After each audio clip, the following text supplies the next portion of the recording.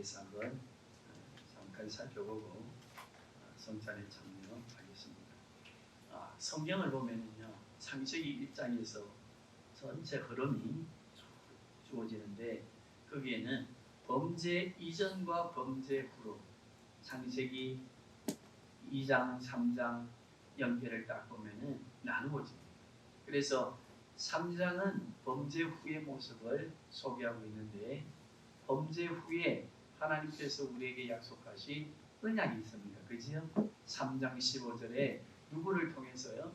여인의 후손으로 오시는 예수 그리스도를 통해서 우리 인류를 구원하시겠다고 약속하시는 하나님의 은혜 언약을 선포해 주십니다.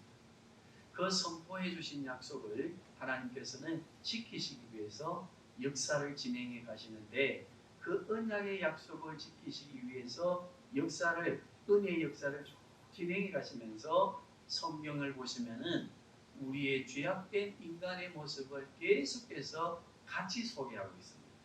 그래서 인간이 타락하고 부패한 상황 속에서 하나님이 창세기 3장 15절을 통해 구원하시겠다고 하는 언약의 약속을 이루시기 위해 은혜의 역사가 또 같이 흘러갑니다. 그래서 오늘 본문도 보면은요, 지난주와 연결돼 보면 가인과 아벨의 이 몰사를 통해서 가인이 범죄하고 난 이후에 부패한 상황, 가인의 성의 문제를 다루고 그 이후에 4장 말미와 5장에 하나님의 은혜의 사람으로 또 구원하시기 위한 약속을 지키시기 위해서 누구를 보내었습니까? 셋이라고 하는 새로운 아담의 계보로서의 선택된 하나님의 계보가 메시아 창세기 3장 15절에 약속하신 그 언약을 이루시기 위한 하나님의 은혜의 역사를 또 이루고 가시지, 그죠? 자, 그런데 오늘 본문은요, 6장 상반부를 이해하시려고 하면은 창세기 4장 그리고 창세기 5장 그리고 창세기 6장을 같이 이해해야 노아도 이해될 수 있고 하나님 구원의 은혜도 이해할 수 있습니다. 그러면 여기 보니까 1장의 1절에서부터 쭉 나오는 단어 중에 하나님의 아들들과 사람의 딸들이라고 하는 단어가 나오지, 그죠? 그런데 그 딸들이 하나님의 아들들이 사람의 딸들과 어찌해서 혼인하고 그리고 나오는 내용이 네피림이라고 하는 단어가 나오지, 그죠? 네피림이라고 하는 단어에는 용사, 그 다음에 장부, 거대한 사라 이런 의미가 있어요. 단어적으로는. 그러면 이러한 것들을 하나님의 구원의 역사를 가지고 4장과 5장, 6장을 우리가 한번 정리하고 이해를 하셔야 되는데 여기 사람의 아들들은 원문적 의미는 엥겔로스로 천사들로 되어 있어요.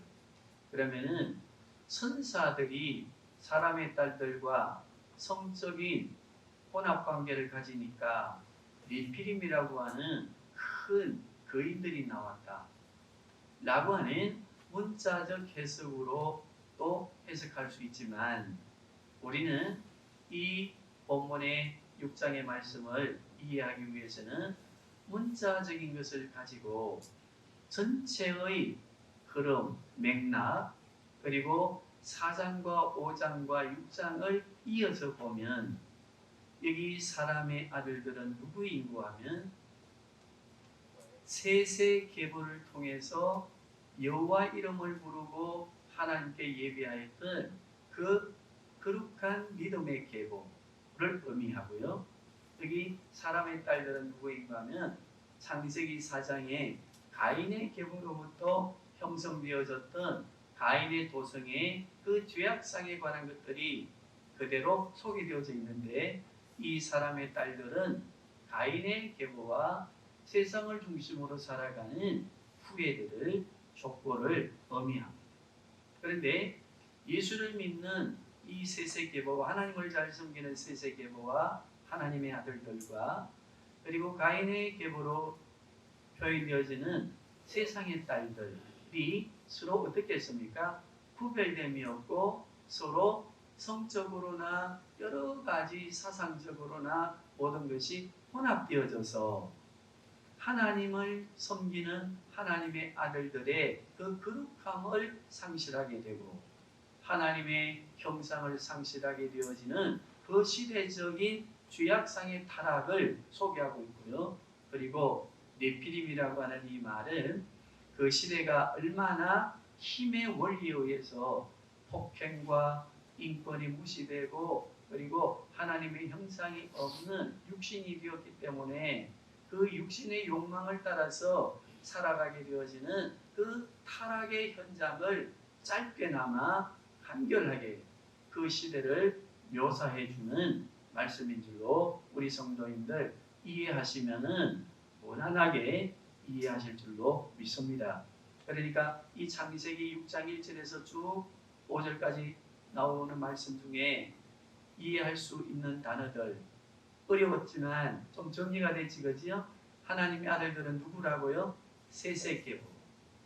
여기 세세계보는 우리 또 신약에는 예수 그리스도를 구주로 고백하는 성도들을 의미하고 그리고 사람의 딸들 누구의 계보였습니까? 창세기 4장에 가인의 계보와 그리고 우리가 지금 살아가고 있는 이 세상의 모습을 문화를 시대적인 어떤 문명의 변천적인 요소들을 그리고 시대의 타락상을 의미한다. 그렇다고 한다면 그 시대도 하나님의 아들들과 사람의 딸들이 구별성을 잃어버리고 하나님을 믿는 사람과 믿지 않는 사람이 통용하고 혼합되어진 죄악상에 대한 것을 소개하고 그리고 크기에 나오는 네피림이라고 하는 거의 장부, 장수, 힘이 센 사람들 이런 사람들은 뭘 의미한다고 했습니까? 그 시대의 부패와 더불어 폭력적인 사회. 그래서 6장은 시작하면서 그들이 무엇이 되었다고 했습니까? 육신이 되었다. 그러면서 하나님께서 말씀하십니다. 육신이 된 이들과 몇 년 동안 지나면 함께하지 아니하리라. 육신을 가진 그 사람들은 120년 동안만 하나님께서 함께하시고 그 이후는 뭘 하시겠다고 했습니까? 심판하시겠다고 하는 것을 말씀하시지 그지요? 그래서 자 노아가 방주를 짓는데 성경에 노아 방주를 120년 동안 지었다라고 하는 단어는 없지만은 노아 방주를 120년 동안 지었다고 우리가 항상 설교하고 성경을 이해할 때 배우신 것은 어디에 근거한 겁니까? 사람의 딸들이 하나님의 아들들과 서로 결혼하고 그 시대가 너무 폭력 사회가 되고 하나님이 사람들을 지었음을 탄식할 때에 말씀하십니다.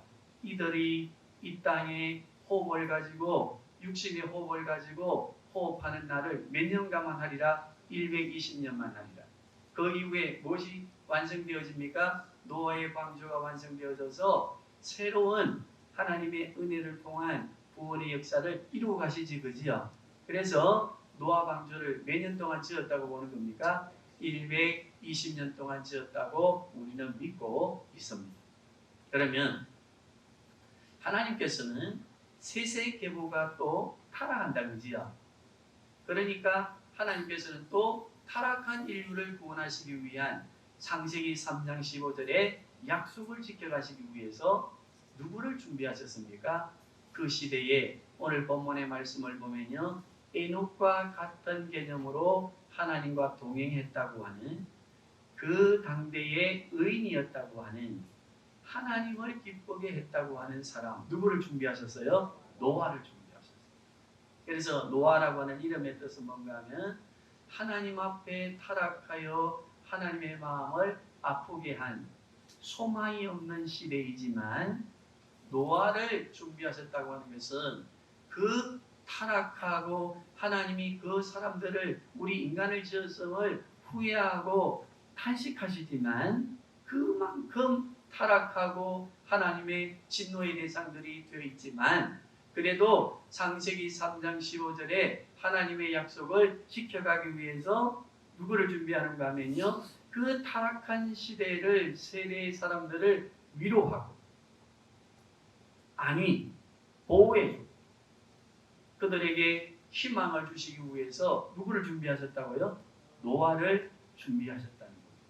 그래서 노아 이름이 뭡니까? 위로자, 안위자, 소망을 주는 사람입니다. 자, 그러면 이 하나님께서는 우리의 구원의 역사를 이루어 가실 때 항상 두 가지의 큰 흐름을 가지고 있다고 했지, 그죠? 구원의 역사의 흐름 뭐였습니까? 인간의 절망적인 타락 속에 하나님은 구원의 역사 약속하신 창세기 3장 15절을 약속하신 그 언약을 역사 가운데 이루어 가시기 위해서 계속해서 하나님의 사랑을 준비하고 은혜를 베푸시는 일을 하신다 안 하신다? 하고 계십니다. 자, 그러면 우리는 여기에서 오늘 성찬에 참여하는 이 성찬을 더 바르게 이해하기 위해서 노아가 준비하게 된 방주, 이 방주는 어떤 의미를 갖는가? 우리가 방주를 준비한 노아는 어떤 사람이었다고요? 당대의 의인이었고 누구였습니까? 하나님과 함께 동행하는 사람이었죠. 그 사람을 이 타락한 세대를 위로하기 위해서 구원의 소망을 주시기 위해서 준비하시고 그 타락한 시대, 창세기 6장의 시대를 위로하시기 위해서 뭘 준비하시는가 하면은 심판이 있어도 구원받을 자들을 구원하시기 위해서 방주를 준비하시는데 이 방주는 뭘 의미하는가 하면 오실 구원자이신 예수 그리스도를 예표합니다. 그래서 그 구원의 방주에 들어가서 구원받은 노아의 8식구와 함께했던 동식물들을 기억하시고 그 다음에 이 방주는 예수님께서 이 땅에 구원자로 초림으로 오셔서 우리 십자가를 통하여 죽으시고 부활하심으로 우리 인류의 구원을 완성하셨지, 그죠? 그리고 구원하신 그 구원의 완성이 무엇을 예표하는가 하면 창세기 6장에 전 인류가 다 죽었지만 구원의 은혜를 베풀어 노아를 통해 방주를 짓게 하고 그 방주를 통해서 구원받은 자들로 인류의 또 새로운 역사를 진행하게 하시는 그 역사와 우리가 함께 맞물려 생각하게 되면 노아의 방주는 누구를 예표한다? 예수 그리스도를 예표하고 또 노아가 방주에서 나왔을 때 무지개 언약을 통해서 그 방주가 구원받은 방주의 그 의미가 예수 그리스도와 또 하나님과 우리와의 맺어진 언약이라고 하는 것을 예표로 다 보여주시면서 그 방주의 의미를 설명하십니다. 자, 그러면 오늘 우리 신약, 우리 성도들의 삶에 한번 적용해 보았을 때에 방주는 오늘 이 시대는 무엇을 의미하는가? 이 시대에 방주는 뭘 의미하는가? 방주를 짓는 사람들은 누구여야 되는가?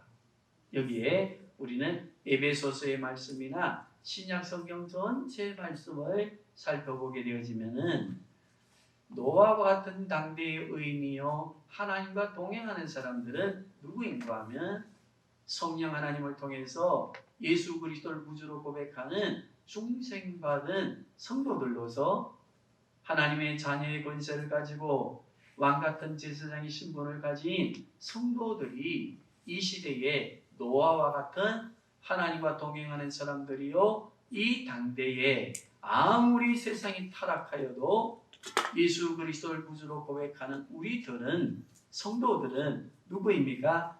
하나님과 동행하며 이 시대 속에서도 거룩하게 구별되어진 의인들이라고 하는 것을 우리가 기억해야 될 줄 믿습니다. 그러면 우리는 이 시대에 누구와 같습니까? 노아와 같습니다. 노아를 기억할 때는 하나님과 동행했고 그 시대의 의인이었습니다. 우리들을 이 시대에 기억할 때에 우리는 누구입니까?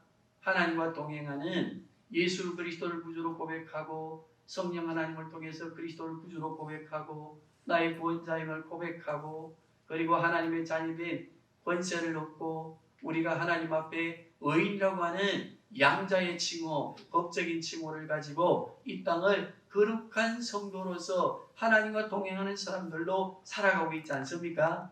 자, 그러면 노아는 거룩한 사람으로 당대 의인으로 방주를 지었는데 오늘 이 시대에 우리는 하나님과 동행하는 거룩한 백성들로서 무엇을 지어야 됩니까? 방주를 지어야 됩니다. 그러면 오늘날 이 시대의 방주는 무엇일까요? 교회입니다. 따라합시다. 교회는 이 시대에 거룩한 성도들이 지어가야 할 교회, 성전이다. 그래서 에베소서 2장을 보면은요, 사도 바울은 외쳤습니다. 교회론에 우리가 함께 구원받은 우리가 함께 이 시대에 의인 되어지고 구별된 성도로서 자녀로서 하나님과 동행하는 우리는 거룩한 성전을 어찌해야 됩니다. 지어가야 됩니다. 이것은 뭘 의미한다고요? 6장에 방주를 지어가야 됩니다. 그러면 교회는 이 시대에 세상을 향해서 무슨 역할을 해야 됩니까? 방주의 역할을 해야 됩니다. 교회가 방주의 역할을 한다고 하는 것은 구제도 해야 되고 뭐 하는 게 많습니다.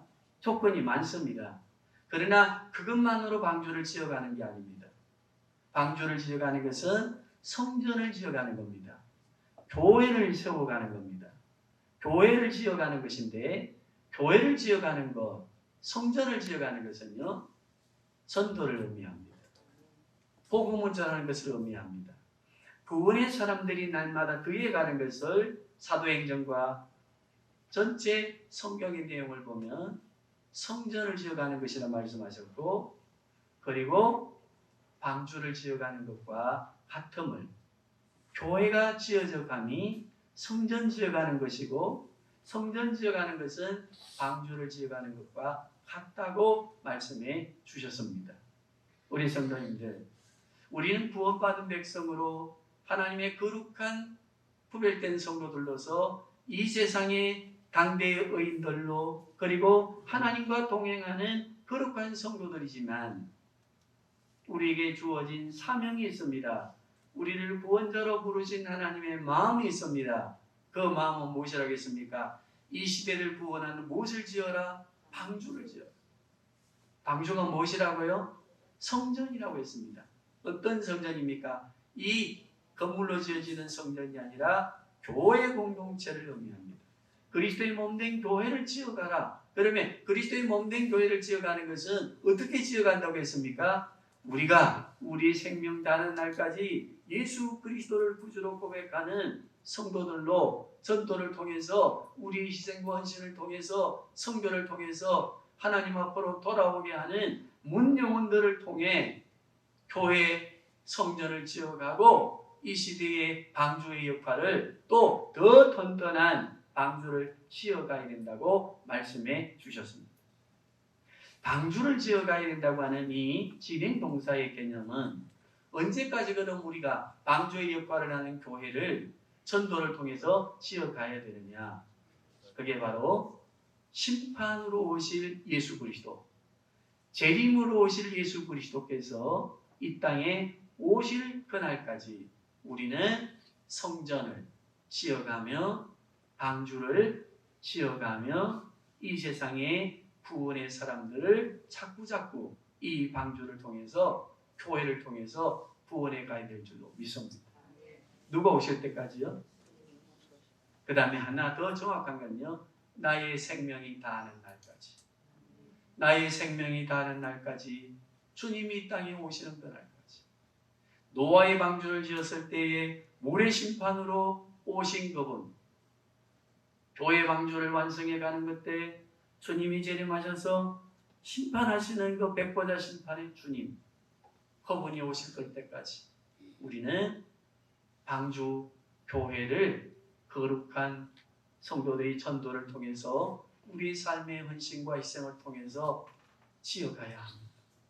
그래서 세상을 향해서 방주의 역할을 하고 구원의 사역에 우리가 함께 동참하는 이것을 다시 한번 기념하고 다시 한번 우리가 생각하고, 이 성찬을 통해서, 이 성찬은요, 우리가 시간과 공간 안에 교회력으로 하나님의 말씀으로 지키라고 하시는 그 지킴이 이루어질 때는 성경이 2000년 전에 기록이 되었습니다. 그러면요, 성찬에 참여하는 그 예수님이 성찬을 배설하셨을 때에 그 시대로 돌아가는 것이니까 따라합시다. 타임머신. 이 시간 주의 성찬에 참여하는 우리는 타임머신을 타고 성령 하나님, 타임머신 되시는 성령 하나님과 함께 저 2000년 전 6월절 첫날 밤 성찬을 우리는 기억하고 그 성찬에 함께 참여하며 주님이 자신의 몸을 주시고 생명을 주시고 우리를 인류를 구원하시기 위한 구원의 사업을 완성하시며 구속을 완성하시며 우리에게 너희가 가 세상에 방주를 지어가고 방주의 역할을 감당하라고 하시는 이 말씀 앞에 우리가 만나고 서야 합니다. 이것은 기념하고 어떤 교회 의식이고 행사가 아닙니다. 교회가 어떤 신앙 고백서를 가지고 법문을 가지고 정해놓은 형식에 따라서 배설되어지는 의식적인 성례가 아니라 적어도 우리 교회는 오늘 이 시간 어디로 가는 성령 하나님과 함께 어디로 돌아가야 됩니까? 타임머신을 타고 2000년 전 예수님이 배설하신 베푸신 성찬의 그 자리에 우리는 함께 있어야 합니다. 그것이 성령의 역사입니다. 성령 하나님은 시간과 공간을 초월하십니다. 그리고 우리를 항상 사모하는 열망을 주실 때는 그때의 그 시절로 우리를 다시 어디로 끌고 가십니까? 인도에 가십니까? 타임머신을 타고 그곳으로 가게 하십니까? 창세기 6장의 그 타락한 시대 속에 노아를 준비하시고 노아를 통하여 방주를 짓게 하시고 그 시대의 사람들을 구원하셔서 구원의 역사를 이루고 가신 그 시대로 우리를 돌아가게 하심을 말씀해 주십니다. 따라합시다. 설교는 하나님의 말씀을 통한 설교는 그 시대로 돌아가는 타임머신입니다. 우리는 그때 그리고 지금이라고 하는 이 시간과 공간을 성령 안에서 하나로 통일하시는 은혜를 항상 경험하며 역사의 주관자가 되시고 주권자가 되시는 성부, 성자, 성령 하나님을 우리의 구원자로 믿고 약속이 얼마나 신실하신가 그 창세기 3장 15절에 언약의 약속을 이루시기 위해서 그 타락한 인류 버릴 수밖에 없는 인류이지만은 그 언약을 기억하시고 이루어 주시기 위해서 하나님의 사람들을 준비하시고 겁기하는 자기의 아들을 예수 그리스도를 십자가에 못 박고 그 약속을 성취하시고 그 약속을 이루시고 우리를 구원하시 하나님 성부 성자 성령 하나님을 믿는다면 오늘 우리의 삶 속에 고통과 힘듦과 괴로움이 있어도 우리가 찬양하고 하나님의 말씀을 받던 것처럼 그분이 피난처가 되고 우리의 도움이 되고 우리의 산성이 됨을 믿는다면 우리 삶이 아무리 절망적이라도 우리는 실망하면 안 됩니다. 절망하면 안 됩니다. 일어서야 합니다. 소망을 가져야 됩니다. 거기 성찬의 의미 아니겠습니까? 십자가에 죽으시면서까지 언약을 약속을 이루어 주시고 내가 내 생명을 주면서까지 내가 너희와 약속한 약속을 지킨다. 그러므로 창원성님의 교회야 이 약속을 굳게 믿어라. 그리고 어떤 삶의 상황 속에 창세기 6장과 같이 타락하고 소망이 없는 시대 속에 살아가더라도 절망하지 말고 소망을 가지고 다시 오실 예수 그리스도를 바라보며 너희는 거룩한 공동체로서 방주를 지어가야 된다. 거룩한 성전을 지어가야 된다. 그리고 이 성전의 큰 방주가 되도록 전도하며 구원의 사람들을 채워야 된다. 말씀하시는 주의 음성을 우리 들어야 합니다. 믿는 사람으로만 남아있어서는 안 됩니다. 예수 믿는 우리가 모여 성전을 지어가야 됩니다. 이 시대에 죽어가는 영혼들을 구원하는 방주를 지어야 합니다. 방주를 짓는 것은 성전을 지어가는 것이요 교회의 사명을 감당하는 것인데 그것은 그 어떤 다른 것으로 되는 것이 아닙니다. 프로그램 좋습니다. 교회 복지 정책 좋습니다. 그러나 더 중요한 방주 지어가면 죽어가는 영혼을 축교로 돌이키는 우리 희생과 헌신입니다. 우리 성도님들 8월 연원이 첫째 주일 주의 성찬을 참여하시면서 나는 이제 따라합시다. 방주를 짓자. 교회를 지어가자. 성전을 세워가자. 나의 희생을 통해서 한 영혼을 구원하여 주의 거룩한 성전을 지어가자고 하는 이 강한 마음을 가지고 성찬에 참여할 수 있기를 바랍니다. 세례가 무엇입니까?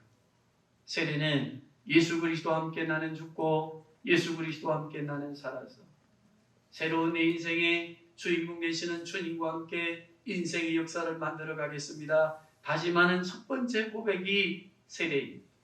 그래서 세례는 내가 그리스도와 함께 내 육신이 죽고 그리스도의 부활과 함께 내 영원한 영생의 성령의 생명이 다시 부활하여서 나는 새로운 피조물로 이 땅을 살아간다고 하는 그 언약의 약속에 우리가 동참하는 거 아니겠습니까? 유아 세례는 하나님이 나에게 하나님의 기업이요 선물로 주신 이 상급으로 주신 이 선물을 믿음으로 말씀으로 하나님 중심으로 키워 하나님의 전해드리고 하나님의 사랑으로 이 땅을 새롭게 지어가는 방주 역할을 하는 자녀로 키우겠습니다. 여기에 대한 다짐입니다.